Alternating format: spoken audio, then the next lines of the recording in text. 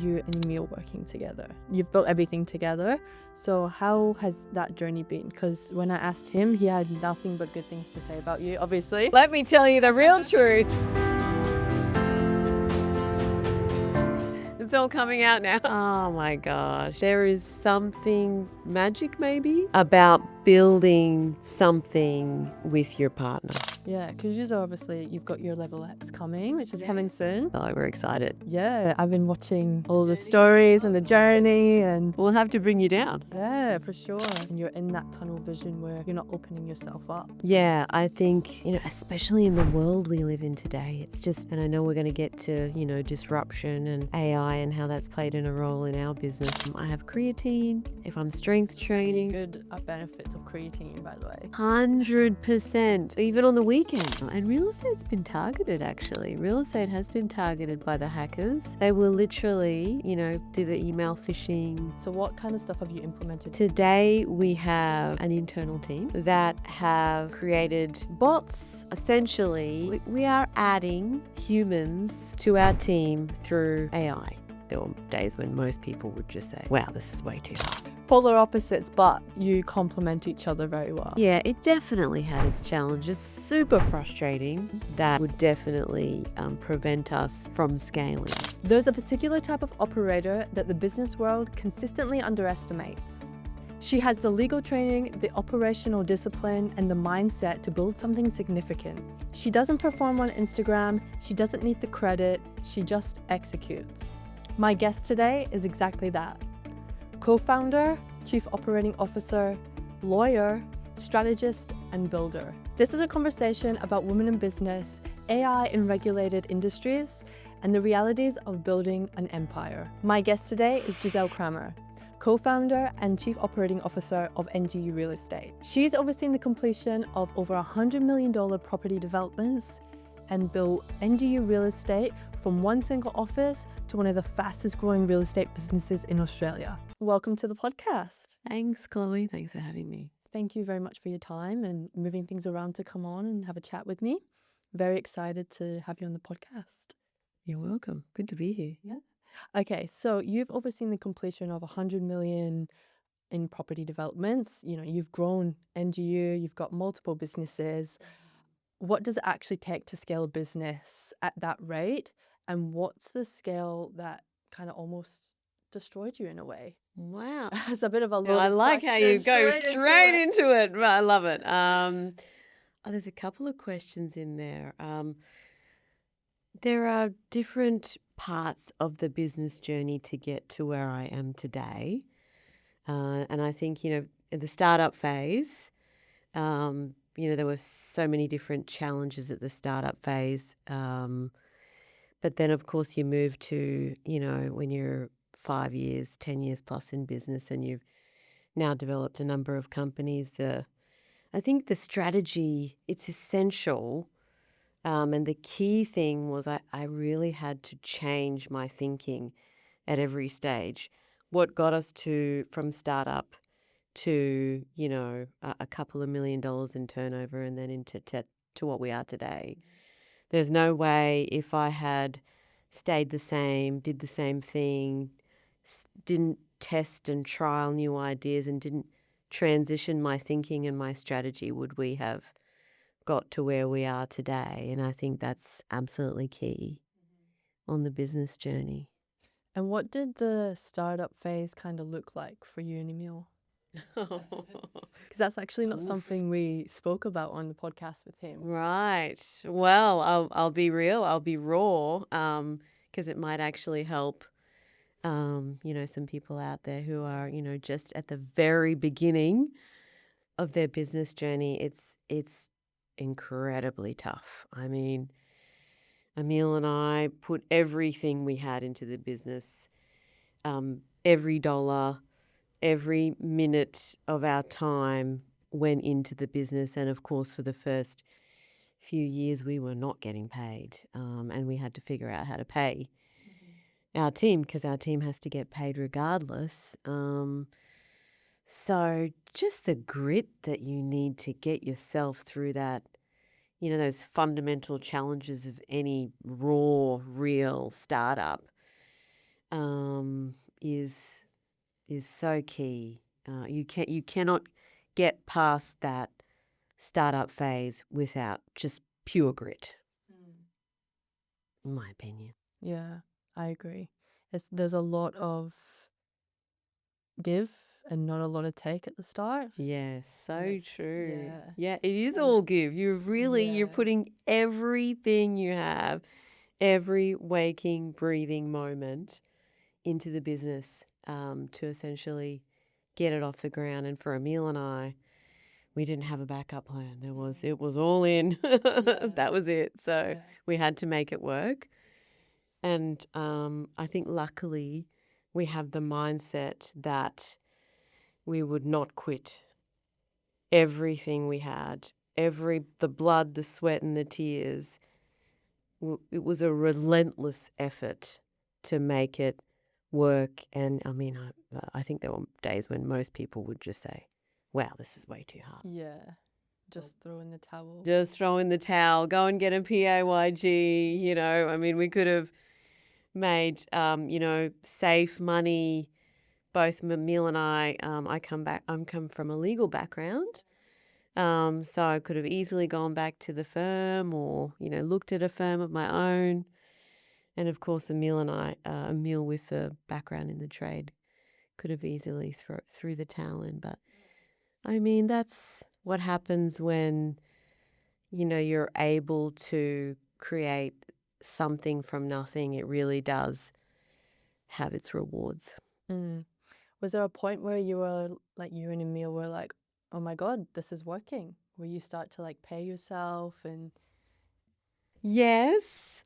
Yes. I mean, I probably have that mindset, and it goes back to, being able to transition into well past, you're past the startup phase now. It's your turnovers in the millions, and you've got that momentum, and you can tell when any business owner should be able to tell when they've turned a corner. I mean, as soon as you've been in business for 5+ years and your turnover is in the million, that's, in my opinion, when your mindset has to shift without question, especially if you're going to stay relevant, avoid disruption, and take your business to the next level, which in my opinion is absolutely essential today. I don't think any business owner can afford to rest in one place. I believe in constantly moving the needle on a daily basis. yeah, I agree. One thing when we bring people on to our platform and helping them grow is that they need to have that growth mindset because we can, implement everything and you can still not get to where you want to be because you are on that fixed mindset and you're in that tunnel vision where you're not opening yourself up. Mm-hmm. Mm. Yeah, I think, especially in the world we live in today, it's just, and I know we're going to get to, disruption and AI and how that's played in a role in our business, but I mean, it's so crucial because, we know the BlackBerry stories and the Blockbuster stories and so many brands today that just don't exist. If we don't constantly grow, it's so easy for an unexpected challenge to come around the corner and potentially revolutionize the industries, whether we've created something new or we're a product or a service. If we're not constantly growing, there's a real danger for any business owner, that takes that for granted to potentially become obsolete or redundant entirely. Yep, I agree. Now, when you were going through that, startup phase to where you are now, what mindset shifts did you notice in yourself? Well, it's the relentless grit at the start. There is no challenge that you cannot solve. You just have to keep pushing through. I think that's the very key.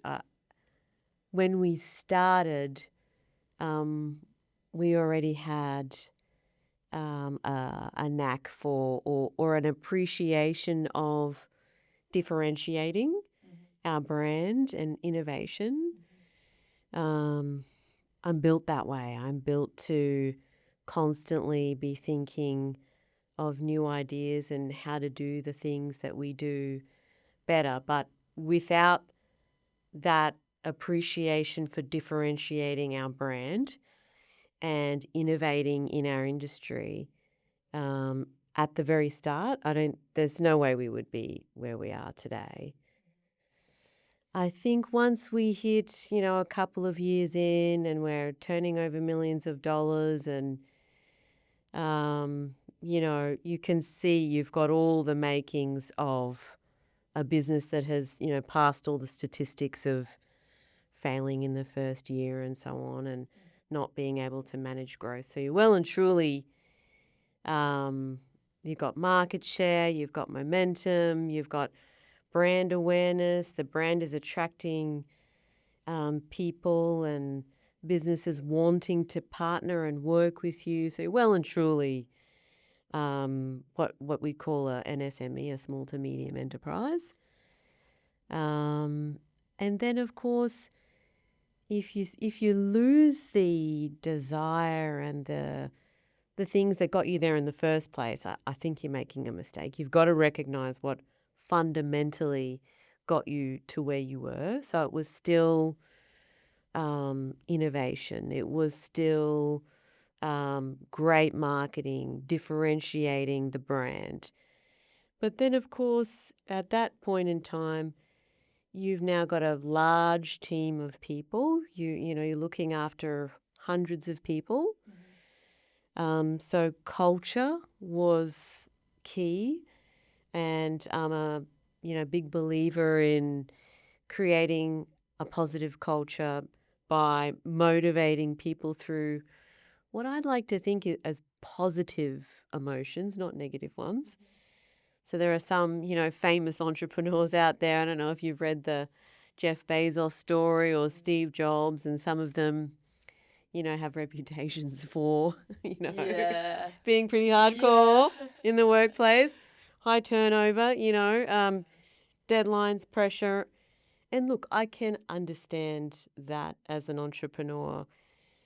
But what has worked better for the brands that I've built is to try my best to attract and motivate businesses and people to the brand through a positive emotion as much as possible, and then obviously hire for that same culture fit. That became absolutely crucial because, obviously it comes from the top down. And as you start growing, if we don't bring the right energy into the business and the right people and the right culture and, good, intelligent, top performing people, but just as good humans, we could easily have that could have easily been our undoing. And we could have got all these amazing people in, but then we'd probably lose a lot as well, because we would have created this toxic culture. But today, I'm pretty proud to say that I think our brands have, a positive culture across all levels. So that became really key. And then I think the next stage of thinking that that comes to mind is probably a focus on myself, and making sure I was still able to perform at a high level, because after decades of investing, everything you've got 24/7, you've still got to be a high performer. Any high performer, it's not just for business owners actually, but any person who, aspires to be a high performer, is juggling a lot of things. I like to refer to it as the big picture and the small picture, the macro and the micro. And if you're going to be a great high performer, if you can, juggle and make quick decisions, focus on high priorities, juggle the micro and the macro, and 80/20. So I have a rule where I focus these days, I couldn't do it at the beginning. At the beginning, I was wearing all the hats. I was everything. I was the lawyer. I was the accountant. I was the, Emil was a flyer dropper. We were everything to the business. There's nothing we wouldn't do. But if I was to do that today, there is just no way I could take the business to the next level. So these days, laser focus, which can be super hard, but laser focus on 3 key macro things, which is, 80-20, my high priorities, what's going to drive the business forward thinking, constantly looking ahead, and making sure that the businesses are running smoothly, but at the same time balancing that with constant refining and improvement and strategy. And those are the three key things. And I guess, to be able to do that today to an incredibly high level and at speed and managing, everything going on around me, I definitely had to focus on myself. It was a mindset shift. You can't do everything all at once. It was, a good check-in on my health and wellness. I did find I'm surrounded by people with incredible energy in my brands, and I'm lucky, obviously. Emil is a massive ball of energy, but I find myself having to work really hard to keep my energy levels up. Yeah. So I changed a few things there, and now I feel like I've got this beautiful balance, and I'm human, I have my days, but I feel like I have this amazing balance of I can still operate at speed. I can, I'm up at 5 a.m. every day. My brain is always thinking. I think there's a lot of business owners out there, or high performers, or people aspiring to achieve something, who are constantly thinking. Yeah, The brain I'm never exactly switches. the same. There we go, Never guys. switches off. Yeah. Sometimes it'll be like 10 p.m. and I'm like, oh my God, I need to, write this down, or I need to do this. Like, I think it's in our DNA.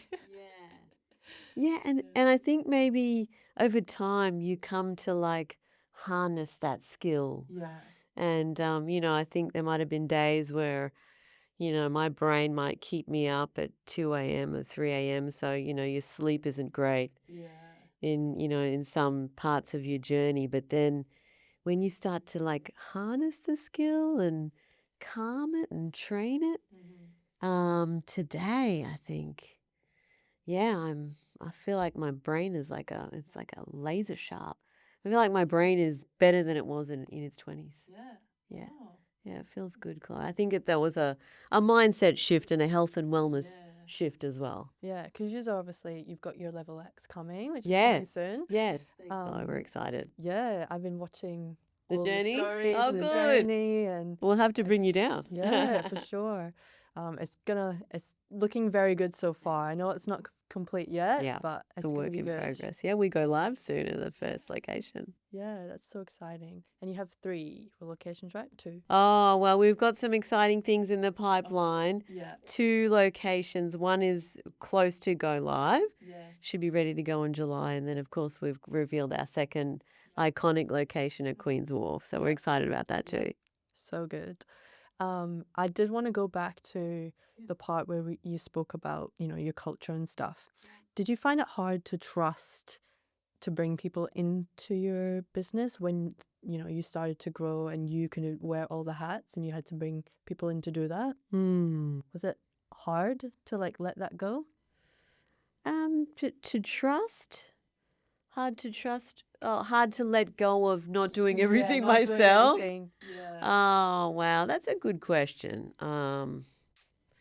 I mean, I definitely have a very clear vision of, when you've been doing it for a while on your own and the level and every word is considered, every detail matters. So, of course, if I bring in a team and I can't train them properly, or I can't get the same brand consistency, of course, all of those challenges came up, and I think, when it's really early, yes, of course that tests your patience, but at the end of the day, we just can't build, and I mean, of course we're going to bring in AI here soon, but we can't scale without team members, without contractors or consultants or, PAYG staff, or, these days we'll talk about the bots that we have in our brands, and the great role that they're playing and they'll continue to play. But of course, yeah, it definitely had its challenges. Super frustrating, because you know what got you to that point, and now the challenge is to train these beautiful humans that you bring on, and there's hits and misses with recruiting as well. But I mean, some of the people that we had at the very start of the journey are still with us today. So That's amazing. it is. It's really cool, Chloe. It's awesome because we watched them grow and they knew what we went through to grow. So it's kind of a cool respect, and a connection that you can't really replace. Yeah. And you've like grown together. Yes, yeah. Some of them have gone. That joined us very early on, a pittance award wage at that point in time. PAYG maybe at 35,000, whatever the award was 10 years ago. Today, they're making millions of dollars in sales and have their own offices, and what an amazing journey that's been for us to be part of.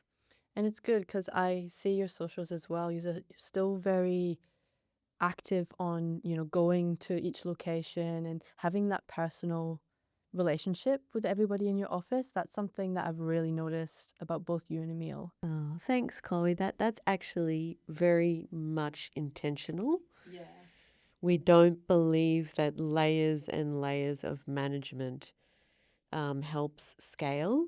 I mean, sure, we know we need an infrastructure, but if our leaders or, CEOs, directors were to lose touch with what our teams are going through, it actually doesn't matter in any one of our businesses. We don't run with lots of layers of management for that very reason. We want to be able to make good decisions because we are aware of what's going on the ground level.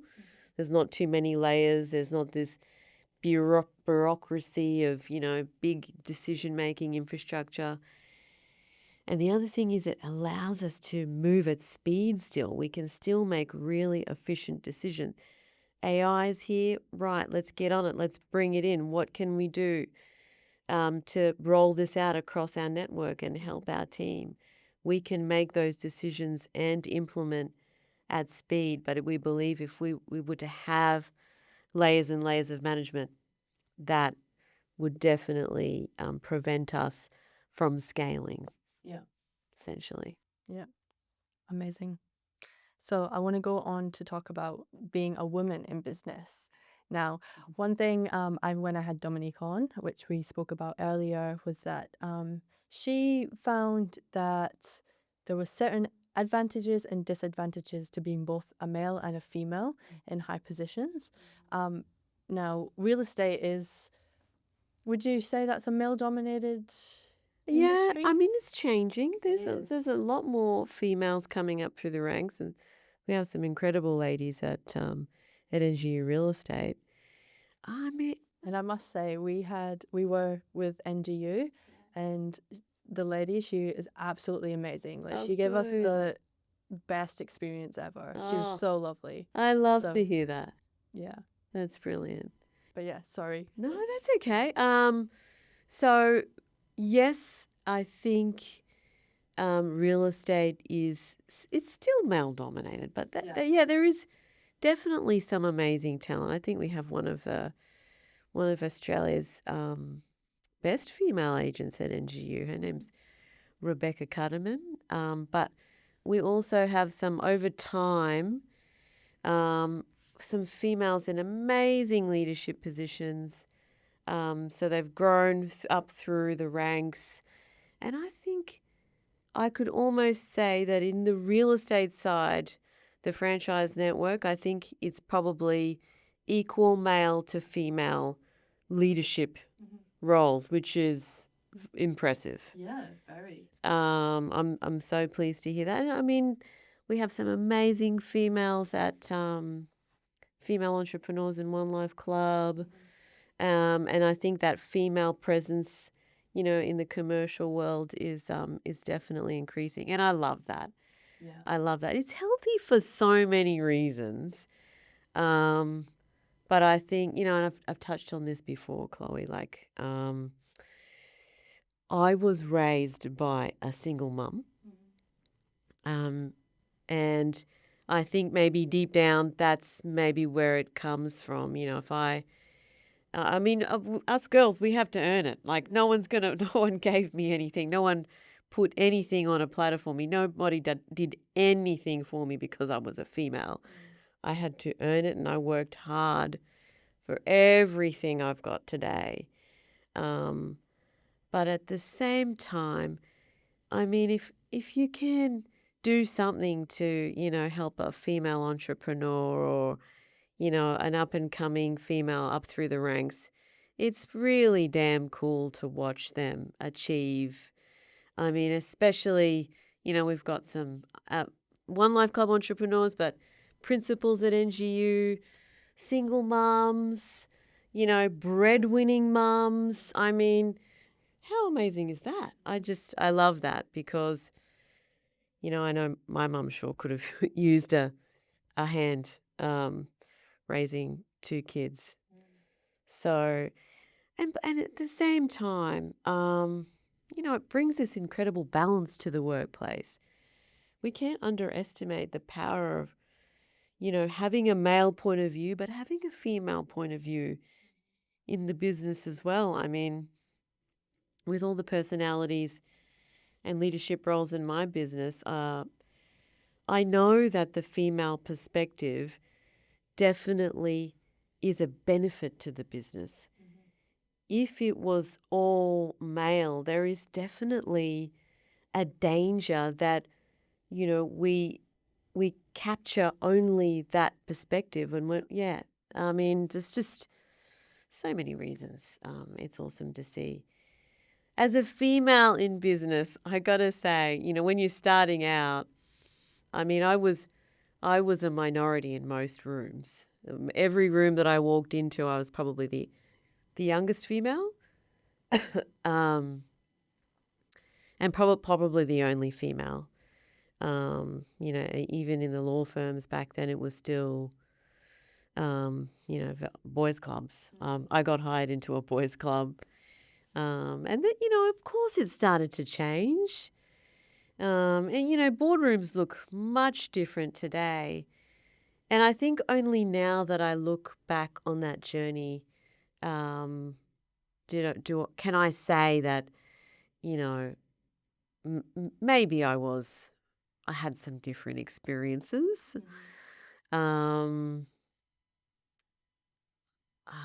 What's an experience that I could share with you? I mean, I guess it's nice to have the, a strong mind to not realize that I'm the only female or a minority in the room, full stop, because that allowed me to put myself on the same level. I just saw myself as, there's a reason I'm in this room and I've got to contribute. That's my job. That's what I'm here to do. And I want to contribute so that I can take things to another level. Yeah. But then I guess when I look back, I've been called a few names. Yeah, I've been called a few names. Maybe it's because of my legal background, and I'm not one to back down from a challenge. And I think if I was a guy, would I have been called names like that? Probably not. And I think if a female is assertive and a male is assertive, sometimes that assertiveness can be misinterpreted for a female, and it might not be a positive thing. It's sad, but I think, I really do think times are changing. And, shout out to all the beautiful, amazing female business owners, entrepreneurs, high performers, single mums, wherever you are. I think there's so much power to that because we're just paving the way, for other incredible female minds to be able to, rise to the levels that they really truly deserve and earn. So obviously, like, you work with Emil and all your businesses, you've built everything together. Yes. Have you ever had a situation where they might have favored Emil have you ever had that? Right. Interesting. I mean, I think when you work with someone, there is probably a skill set that they bring to the table and a skill set, that you bring to the table. And it's really healthy, I think, in the dynamic if you recognize that. And I think luckily Emil and I definitely have very different skill sets. Like we are the polar opposites. He said the exact Did same thing. he? Yeah. Oh, there we He go. said polar opposites, but Yeah. you complement each other very well. So, I do think because I'm aware of Emil's incredible skill set and my own, I capitalize on it more. Yeah. And yeah, I hope that answers the question, Chloe. Yeah. Now, I want to talk about you and Emil working together. You've built everything together. So how has that journey been? Because when I asked him, he had nothing but good things to say about you, obviously. Otherwise, why is he? Well, let me tell you the real truth. It's all coming out now. Yeah. Oh my gosh.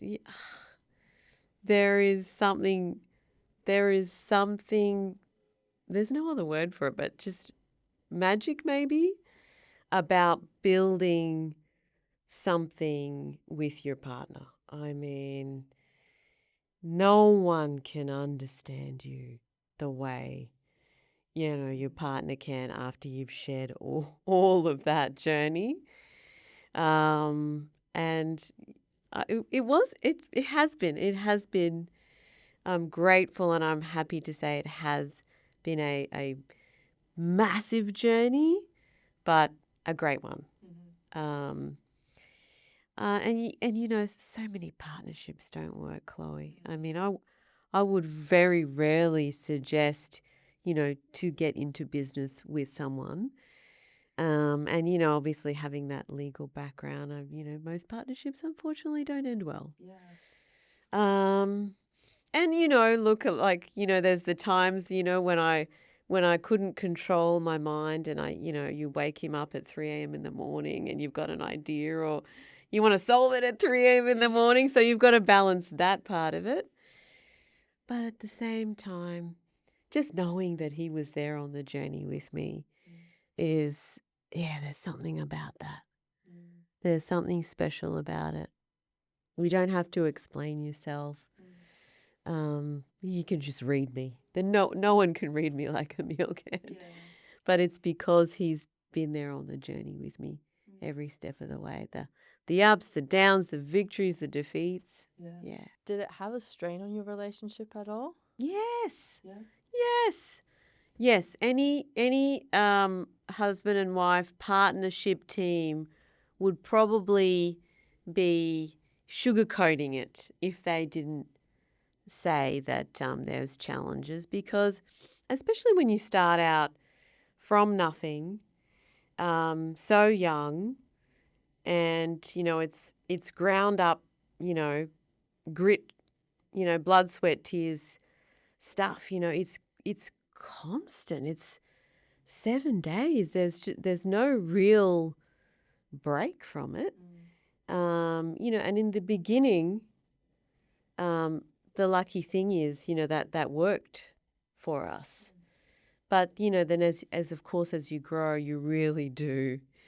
And I think you do. You just inevitably, and I hope for any, husband and wife or partner, boyfriend and girlfriend, the teams out there, I hope eventually you learn how to harness that, how to communicate at reasonable times, and communicate more articulately, so that it's it's seen as because you can so easily say something to want to solve a problem, and it can so easily be misinterpreted by your partner, right? You get that's my territory. You step in my, stay in your lane. Or so many different scenarios that can play out. But I think, at the end of the day, I think you're in it for the long haul. I think that's the upside that partners have. They know they're not going anywhere, so they've got to figure it out. Yeah. And then at time, I think, like you said, you just get better.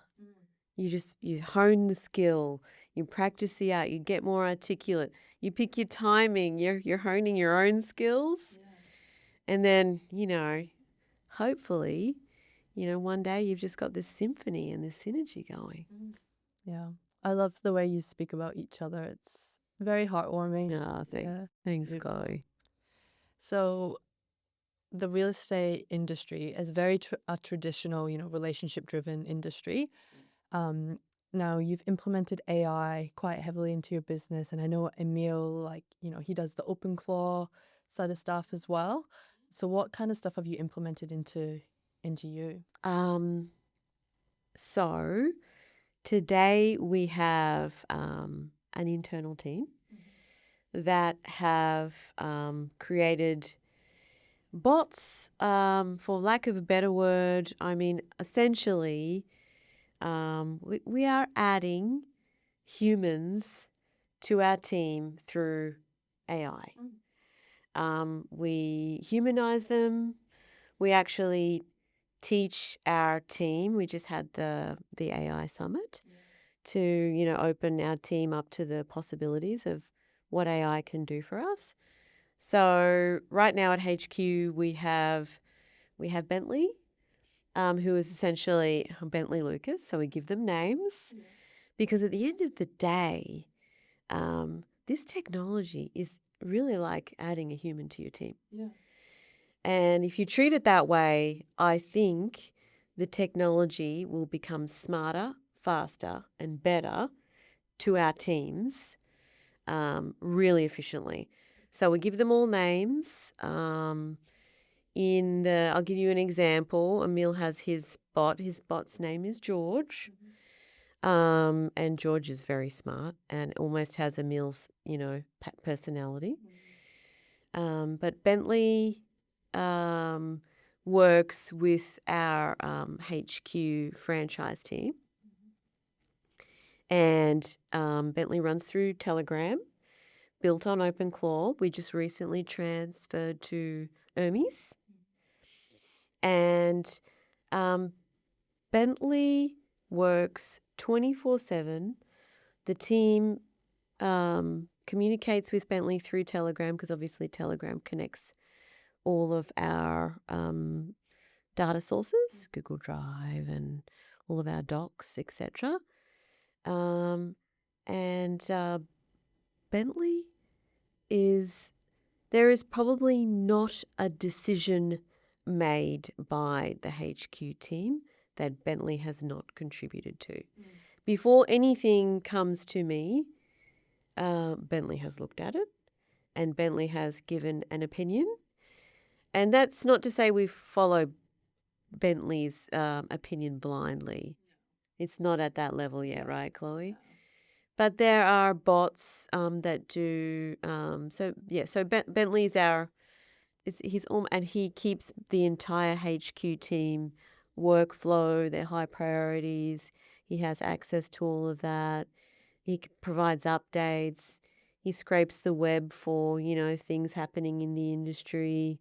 I get a morning update. I get an evening update. It's incredible what Bentley does. But essentially, he gives an opinion on everything that the NGU ops team does. Then we have more simple bots that are just, we're giving them skills to, before we roll them out to our offices. We create the skills at HQ, test them at HQ, and then obviously introduce them to our offices.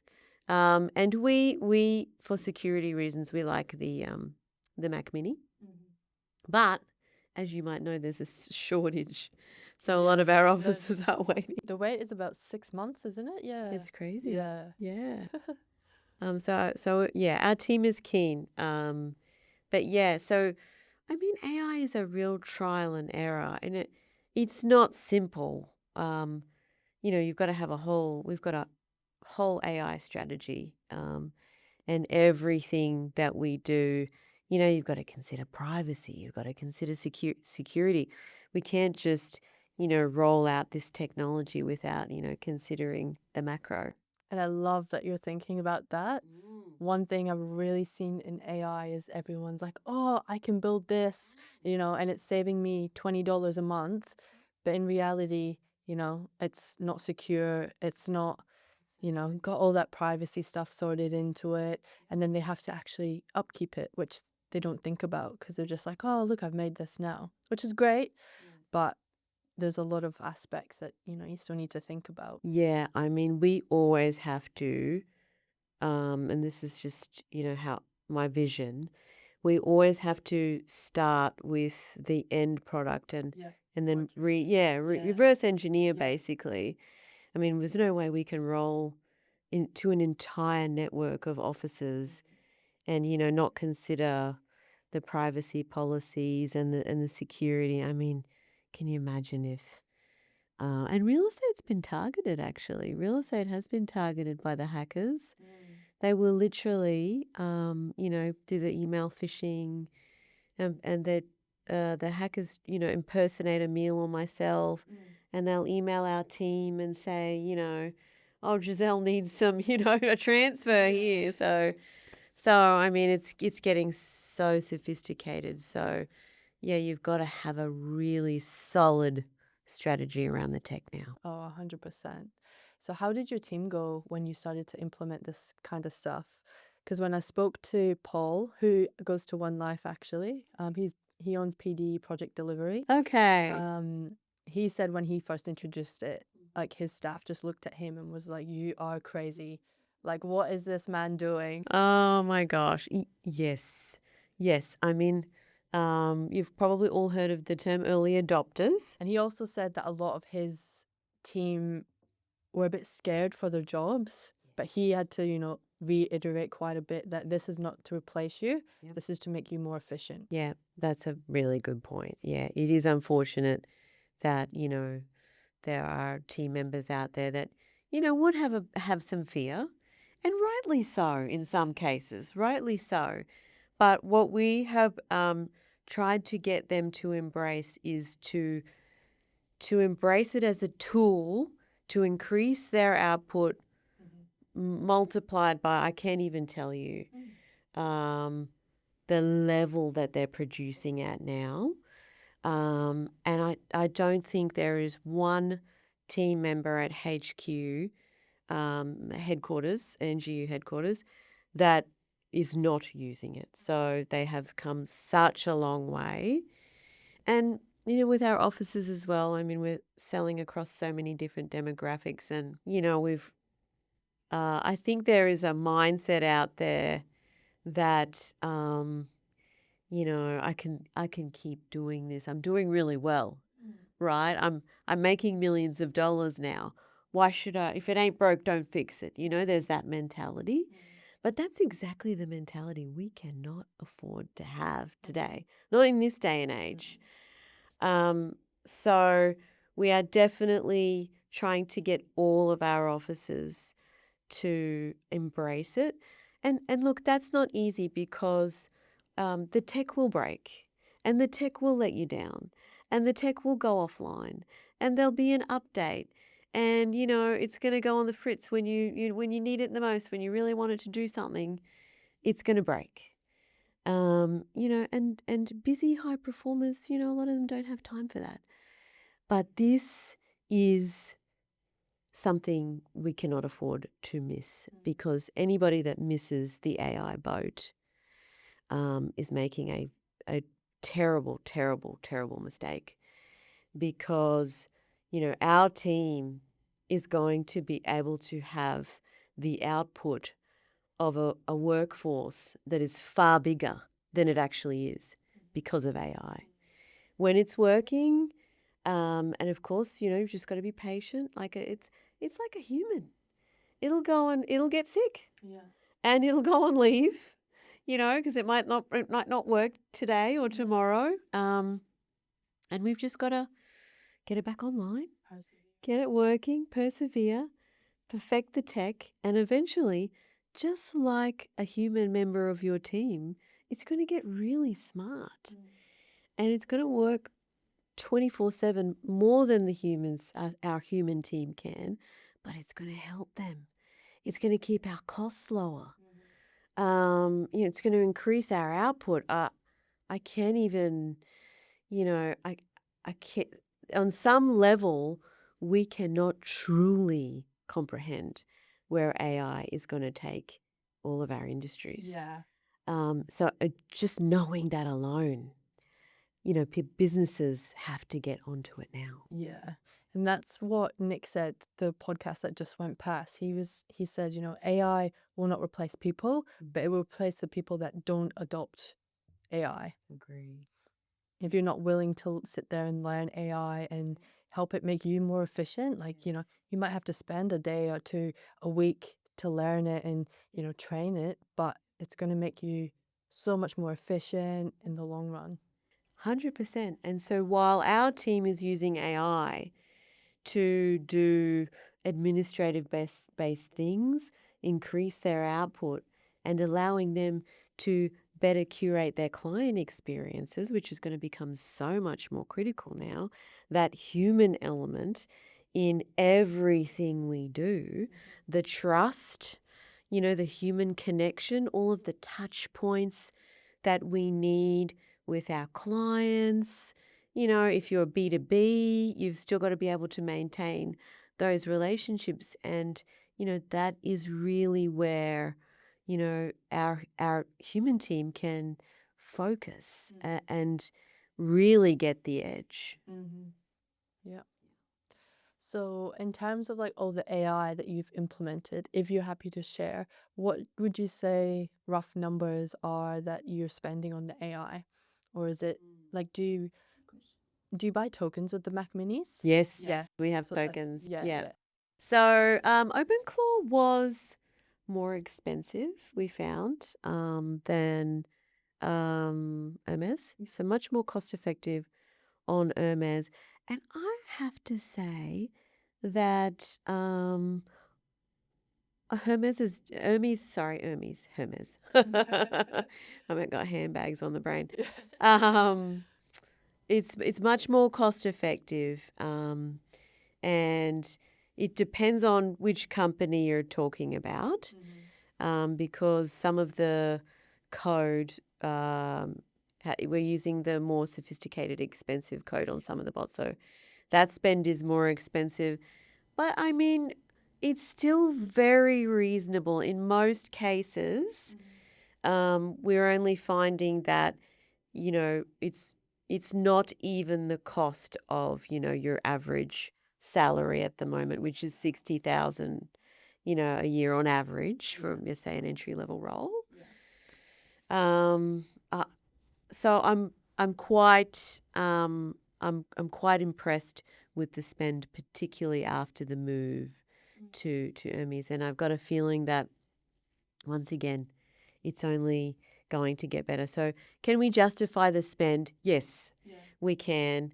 Obviously, when it's rolled out to, for us, at the high level, we can afford to, I guess, experiment and refine the spend to some degree. That's, what we want to do. Because by the time it rolls out to, our team who don't necessarily want to have to think too much about spend, what we do is the skills that we give it, we base it on, the average number of tasks that it might do for a transaction that the bot was designed to deliver.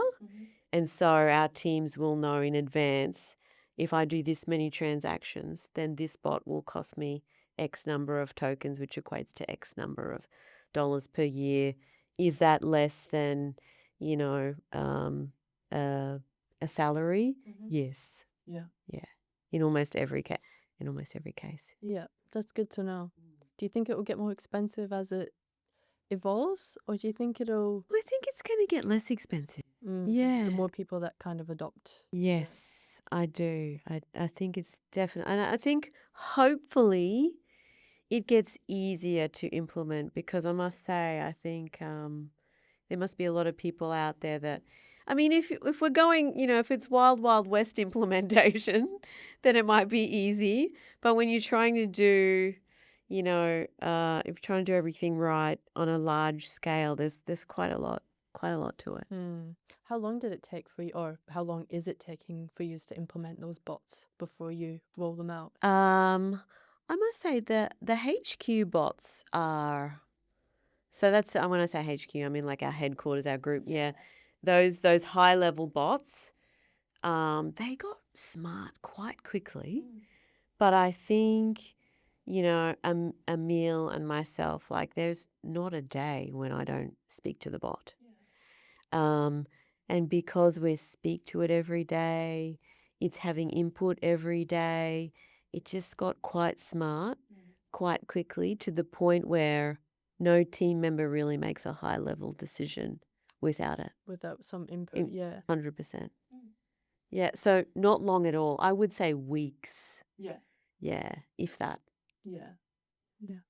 Do you feel like AI is going to make people a little bit dumber, in the sense that they might not think for themselves? Because I think that this is a really big topic around AI and, implementing it and not advancing in that way. I don't want to think it's going to make us dumber.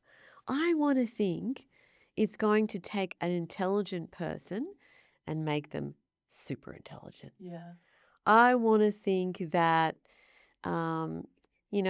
anybody who's a, forward-thinking, strategic, high-performing person who thinks at a high level, it's just going to multiply that.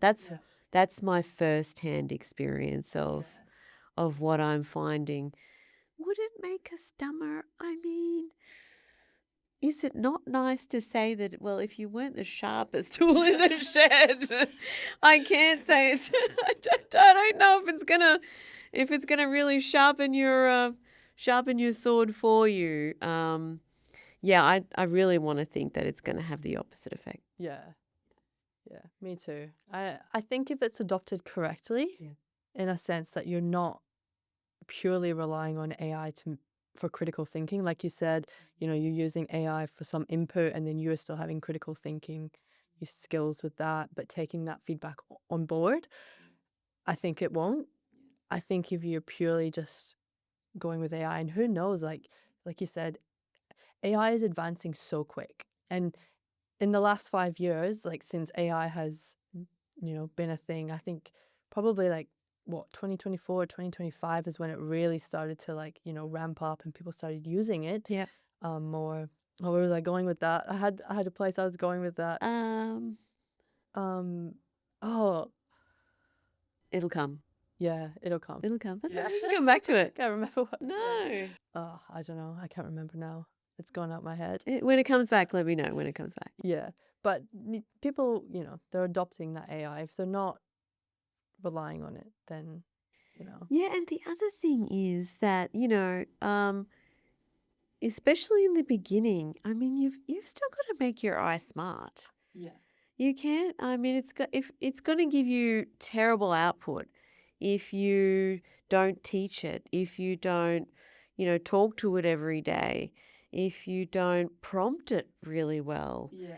And I gotta say, like, I hate to admit it, but I can spot a document that has been purely written by AI without any human intervention. So there's a big danger in that. I think, people are going to really get caught out. I mean, right now, I think I've talked about this before on in other spaces, Chloe, but you can use AI to write you a legal letter. But a smart human, lawyer or not, can spot those letters a mile away. So you can. It's not at the point where it does not need human intervention. So if you rely on it blindly, I do think you're going to do that at your own peril at the point that it is at now. And then you lose out in anyway on the output that it can give you because you're not taking the time to teach it and make it smart. What, in the sense of like the lawyer side of stuff, have you seen that ChatGPT can really benefit, or you can really benefit from like using AI for that? Yeah, I mean, it should definitely be speeding a lot of lawyers up right now. Do you think but it will replace lawyers? I think eventually. Yeah. I do think eventually. I mean, I'm always one of those people that goes all the way to the end result and then thinks backwards. So, right now, to be a lawyer, you got to, go and get your law degree, and then you got to go get your practicing certificate. And then, of course, you got to go, into private practice or wherever you're going to go. But, and so right now you've got the Queensland Law Society and all these bodies that regulate, and the laws themselves. You still need a human to represent you. By law, AI cannot go and, represent you, right? It's not at that point yet. So, even the legal framework is going to have to catch up because can you imagine one day the legal framework would have to allow, an AI lawyer against an AI lawyer. Right now, you still need the practicing certificate. You still need the degree. But, you can see that it's possible. Yeah. I mean, we're dealing with a very traditional, the law is a very traditional, old, regime. And obviously because it's there to protect humans, which is another legal question, isn't it? Because, I don't know if you heard about that case, Chloe, but there was this case where, it was AI that had created intellectual property.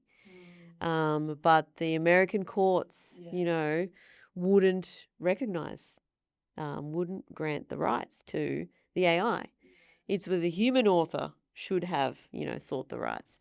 So, I mean, it's going to be, I think it's a long way off from going to that fullest extent where you can see two AI lawyers batted out in family court. Can you imagine? But, it's possible. And, the legal systems are going to have to start to address these questions and they'll be forced to address eventually.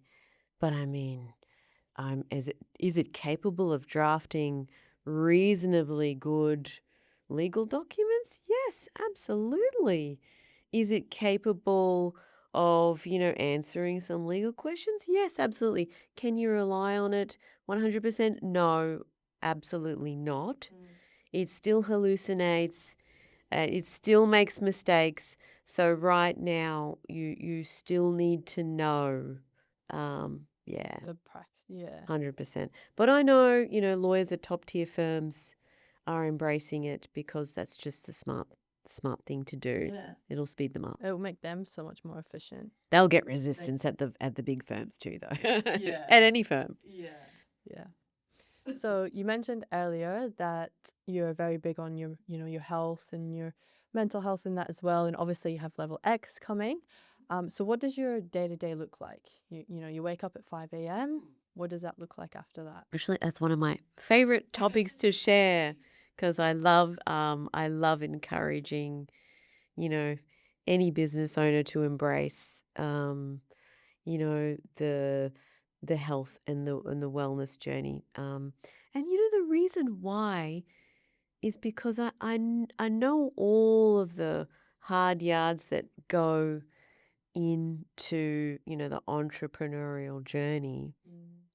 And I guess, having my experience, if you can get on to, these uh, strategies early, then of course, I think your output, your energy, your decision making, just your overall performance is just going to be, it's going to be tenfold. And of course, people out there who are business owners and, have kids to think about, not that your business isn't like having your own business is ultimately like having kids. But, I mean, the mums and dads out there who are business owners. So, they still have to come home and have energy at the end of the day. So these things that, I've discovered definitely, definitely help you get to the next level. So what does your day Oh, I look didn't like? answer the question right. Sorry, I went off on a tangent. So I'm up at 5. Yeah. I cheated. I confess I was up at 5:30 today. But I'm up at 5 and I hit the supplements straight away. Only because I don't like to forget them because sometimes my day can get away from me. And I'm a fundamental, I've experimented, I've tried, methylene blue and some of these other things but I always look at the fundamentals behind whatever I'm doing to or putting into my body. So today I have creatine. If I'm strength So many training, good benefits of creatine, by the way. 100%. Even on the weekend. I mean, 7 days a week. Every day, yeah. 100%. So good for brain, for body, for everything. Exactly. Yeah. Exactly. And I definitely appreciate the impact that just these simple supplements have had. A massive impact on my output. So creatine is not negotiable. And I do a pre-workout if I'm going to train that morning. And what's my third thing? Creatine and pre-workout. Oh, and of course whey protein. That's probably the 3 fundamentals.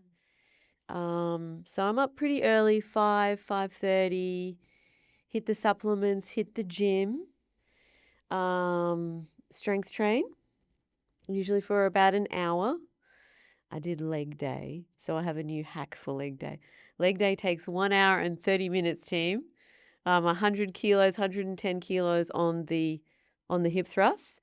So I need nice long breaks, especially if I want to get to the 110.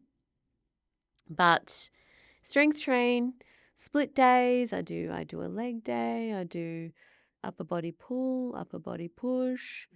I've put some cardio back in, incline walks, sprints. That's what my morning looks like. And of course, I like to do a sauna if I can fit it in, and the dreaded cold plunge. If I have time, yes, yeah. That's basically what the morning looks like. And then you head off to work, and then Yes, I'm a coffee drinker. I love my coffee. too. Yeah. I mean, I know I saw that coffee. It's out of shot right now, but she did have a coffee. Yeah, and then straight into work. And it's full days. But I think yeah, that's what it looks like. Yeah. And does that look like every day kind of thing, or? I think now it was 7 days, but I think now At this size, I have a bit more time. So it's more like 5 days. And then, after, the team is gone through the weekday or on the weekend, yes, there's some balance in there. I think that came up very, very late in the piece. I don't think there was a lot of, work-life balance in the beginning. It's just all in. Forget the balance. And there's no balance on There is no balance. It's an illusion. Yeah. But yeah, that's what the morning looks like and the days look like. So a little bit more time for what's next, high level, high priorities, thinking up there as opposed to, thinking about everything. Yeah. Start. Yeah. Love that. So if there's somebody watching right now that they might be building something or they might want to start something, what would be your one piece of advice for them? You want to start building. You want to start building something from scratch. Wow. Okay. If you want to start from scratch, guys, I think you you have to make the decision eyes wide open. Eyes wide open for me would mean it's just total sacrifice. I wouldn't know if I was going to start another business tomorrow just because I am where I am today would not mean that I would not switch to total sacrifice mode. All the balance, everything, that we've got to where we are today would still, you've got to go back to fundamentals, and it's all in at the start, and it is relentless problem solving until you have got to the point where you've passed all the statistics. Now, the stats pretty much say that businesses fail in the first year for a handful of reasons. But, if you can get past that point, then, of course, the thinking switches, but it's relentless grit and sacrifice from day dot. It's not about setting your own hours. There are no hours. It's really 24/7, 7 days a week. Yeah. I mean, if you look at what Dana White's doing right now with Zuffa Boxing, he's literally, he's scaled the UFC, but Zuffa is a totally new brand that he's building, and he's got to go all in again. I mean, he's probably got some upsides of, his name and being able to, draw in more talent. But at the end of the day, he's going to have to go right back to basics and go all in again on this brand. Yeah. Seen some of the marketing strategies that he's put out there just to get the brand out there. Yeah. Amazing. Well, thank you so much for coming on the podcast. I loved our conversation, and I'm very excited for the listeners to, have a chance to listen to this as well. So if they want to follow you and follow along for your journey, whereabouts can they find you? Instagram? Yeah, definitely my Instagram. You might have to refresh my memory on my Instagram now, Chloe. I'll pop it down Okay, below. yes, I'll thank pop all you. those- Chloe will help me there.